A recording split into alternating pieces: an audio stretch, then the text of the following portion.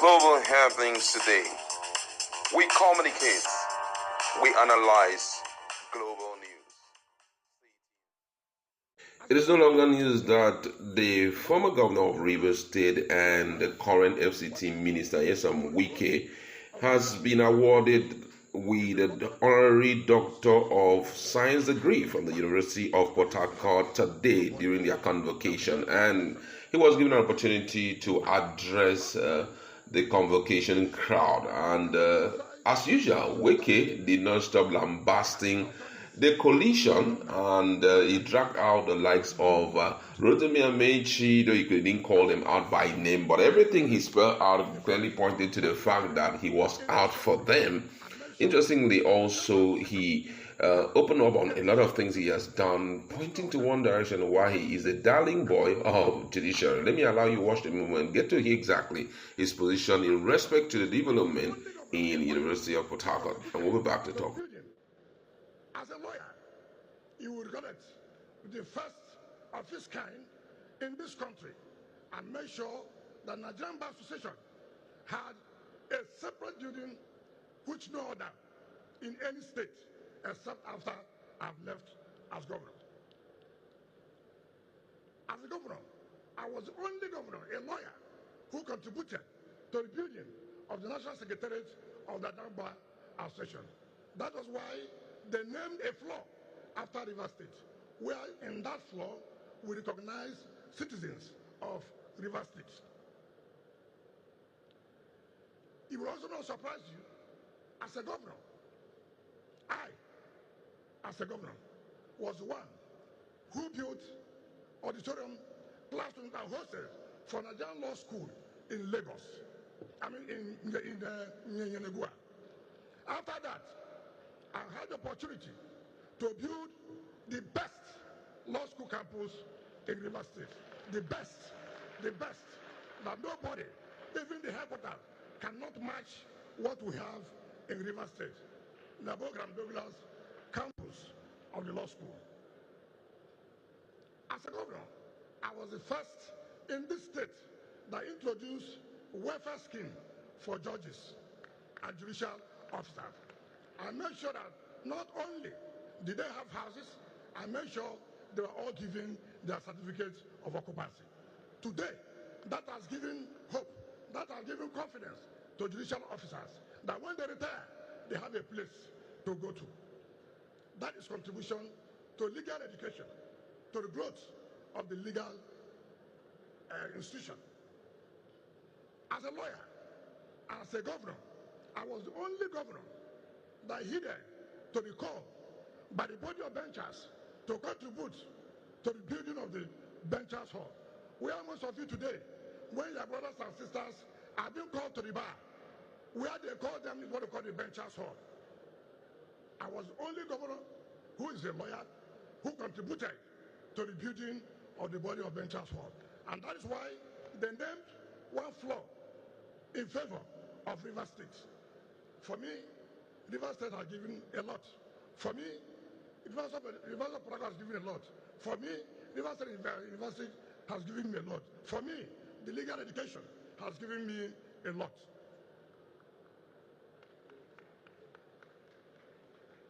Now, I have taken time to enumerate these achievements for the University of Port Harcourt and the River State University, as well as for my profession as a lawyer, not for self-aggrandizement, but to demonstrate that it is truly good to give back to the institutions that formed, guided, and prepared us for the successes we have recorded in society. There's no excuse that will justify our indifference to the development of this institution, no matter how well crafted and articulated. Those who come after us must be encouraged and inspired by our robust examples to keep this transition of service and development of our alma mater or alma maters. For to do otherwise would amount to wittingly or unwittingly breaking the chain of progress and excellence in this institution. The university has produced speakers of the House of Assembly, governors and ministers of the Federal Republic of Nigeria. What have they given back to the university? This university has produced generals in the armed forces, captains of industry, and top bureaucrats. What have they given back to the university? This university has produced clergymen of repute, diplomats, and celebrated actors. What have they given back to the university? This university must demand answers from them because there's a legitimate basis for this question, since the university provided the foundation upon which all of them, including me, soared to prominence.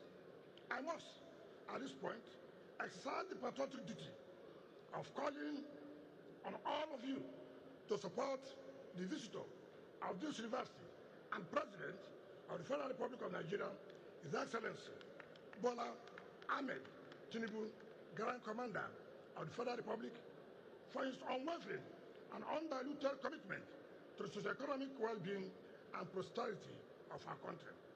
Through his renewed hope agenda, he has, with the establishment of the Nigerian Education Loan Fund, NELFund, amongst other remarkable initiatives, started the dramatic transformation of our tertiary educational landscape in such a way that soon no willing child will be denied access to quality education because of economic hardship.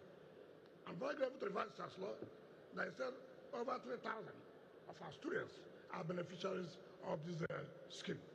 For us, in the University of Port Harcourt community in particular, there's palpable evidence of the President's commitment to the development of tertiary education and the promotion of all levels of education in the country. This is because only recently the University of Port Harcourt approached me as a minister of the Federal Republic to request for land for the establishment of a center for leadership and democratic studies. I took up the request with Mr. President, who immediately granted approval. And as I speak to you, the statutory right of occupancy has been given to the chairman and chairman of the Government Council of the university. I've asked my friends across the country to partner with me to actualize this dream and also erect a new and befitting Senate building for the University of Port Harcourt.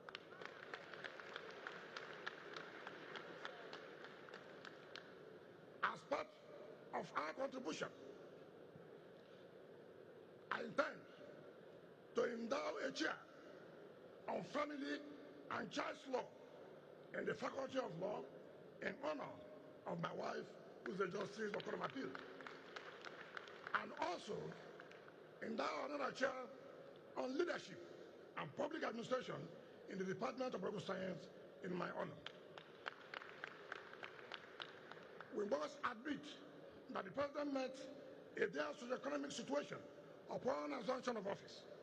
This challenging situation required bold and painful decisions if the nation must survive, recover, and make progress again. These decisions have been taken as expected of every bold, genuine, and visionary leader. The resultant consequences may not, in some instances, be immediately palatable, but be assured that joy is inevitably coming. For instance, the price of petrol is steadily going down, and the trend will continue, just as agricultural production and manufacturing are gradually experiencing a rejuvenation. No effort is being spared in combating insecurity, and we are trusting that before long we'll be able to traverse the length and breadth of our landscape again without molestation. Our country is undoubtedly on the path of positive ascendancy, and very soon the impact will be visible even to the blind and obvious even to the cynically minded. We must resist the purveyors of lies, hate, and division who seek to destroy our country. These men and women who coalesce under the banner of the so-called coalition are prepared for the position of grandeur and perpetual search for relevance and political power. If you interrogate their profiles, you will find that they have been in office for almost all their lives. Yet, they have nothing concrete to show as their achievements in building an enduring nation. In only 2 years of this administration, they are congregating and aggregating to destroy rather than build, and drain rather than reconstruct our hitherto battered country, for which most of them have been active dramatists personnel in the willful destruction of our politics and economy, which they painfully orchestrated in their respective tenures in office. We know these naysayers, and you are enjoined to reject them and their unpatriotic drumbeats of division and veiled propaganda.